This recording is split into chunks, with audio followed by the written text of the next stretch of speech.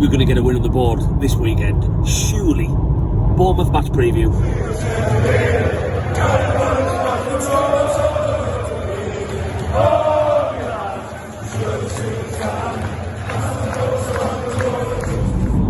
Welcome back to the video on the channel, Newcastle fans. If you are new to Black and White Banter, you've just stumbled across us randomly on YouTube, make sure you drop down, give us one of these. Just down there, goes a long way, gets us a little bit further up that search bar. And if you like my opinion, click the subscribe button, you'll be notified every single time a video gets posted. It's actually been a while since I've done one of these, about 8 days or so now. Been a busy man. The last video we posted, would you believe, almost 8,000 views. Imagine that. Little old Black and White Banter, 8,000 views. So if you have already clicked subscribe, thank you very much.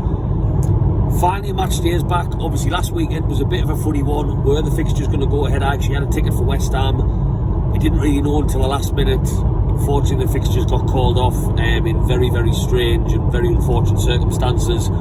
So, although a lot of Newcastle fans didn't like to see it, obviously Eddie Howe's talked about in his press conference today. The only positive to come from that, only positive really in, again, what's been a sad time for the country, is the fact that obviously it's allowed some of our players who've been injured to spend a little bit more time recovering before our next fixture.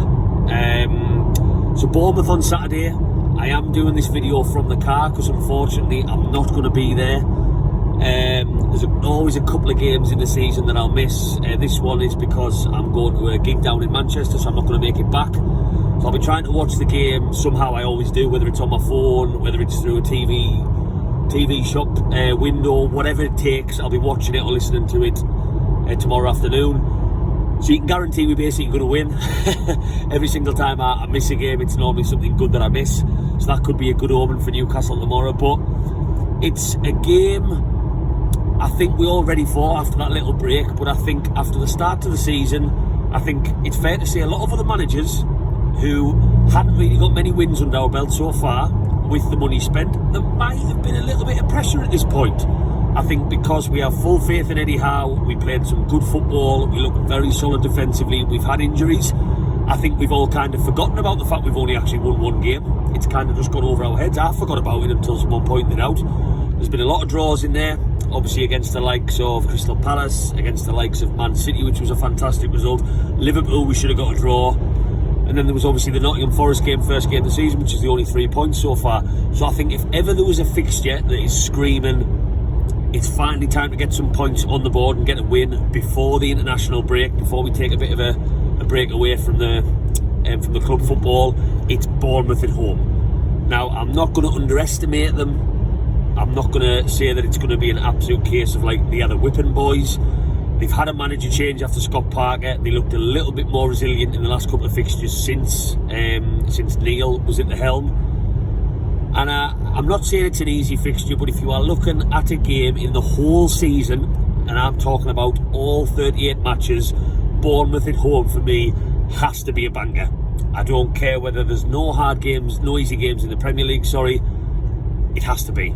And the quality that we have, whether it's defensively, obviously Isaac's going to be playing at home again, our new £58 million signing. We have to be beating Bournemouth at home. So I think, although I'm not on the side of the fence of high expectations this season for European football and all these things that some Newcastle fans are talking about, I do expect us to get 3 points tomorrow. St James's Park's going to be rocking. There's going to be an absolutely amazing tribute to the Queen. I've got no doubts about that before the game. Fans are being asked to get there early. It's another reason I'm kind of disappointed I'm not going to be there, just to see and be a part of that. So everyone, it's going to be an emotional afternoon. It's St James's will be rocking, and we should be looking to get 3 points on the board.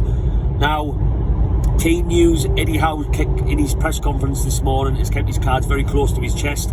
There's a lot of people on social media saying Eddie Howe's not confirming the players to be playing. There's been no photos of them in training. You've got to remember, Eddie Howe is always going to keep his cards close to his chest with team selections because he wants the Bournemouth team and the Bournemouth manager to still be guessing.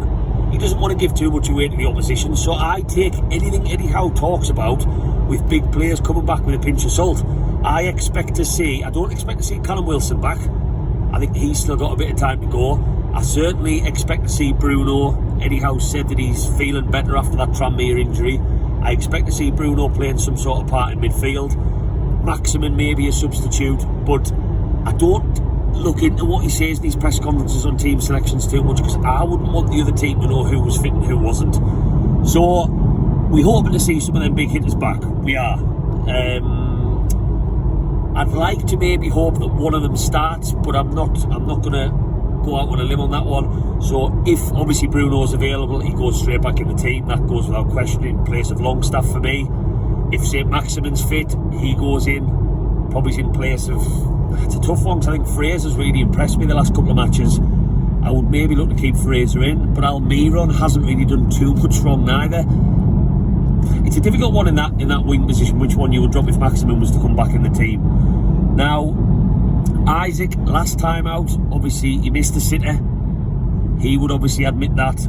I'd like to hope he's going to be amongst the goals tomorrow. I would expect him to start up top. Defensively, I know there's been a bit of chop and change. I would go with Shah and Botman in centre-back. We need to keep the same two centre-backs playing, in my opinion, and I like to have one of each foot, left foot and a right foot. I think Eddie Howe does as well. I wouldn't change too much, I really wouldn't, unless them big players are back.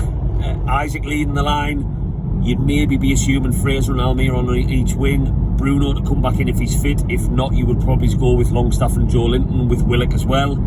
And then, as I said, the defence for me almost picks itself. Bournemouth aren't going to cause us too many threats individually, player-wise. I don't think we need to worry too much there. They don't have that main, absolute crazy danger man, in my opinion.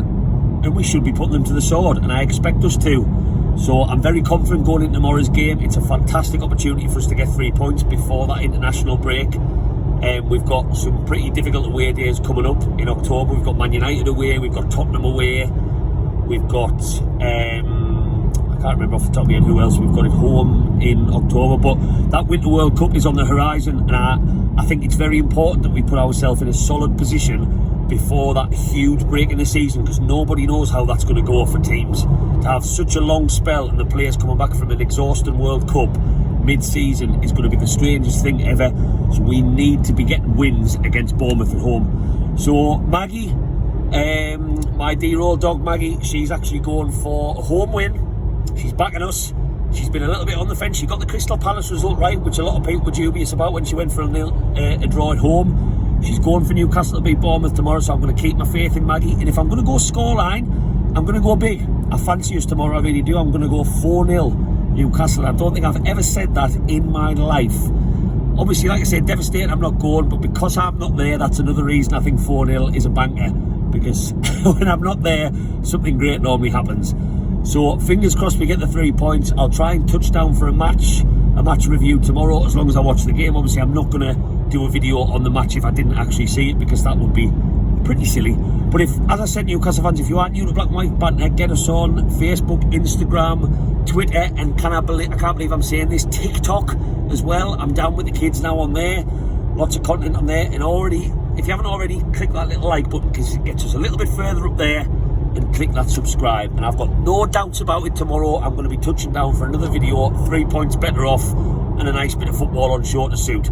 However, lads.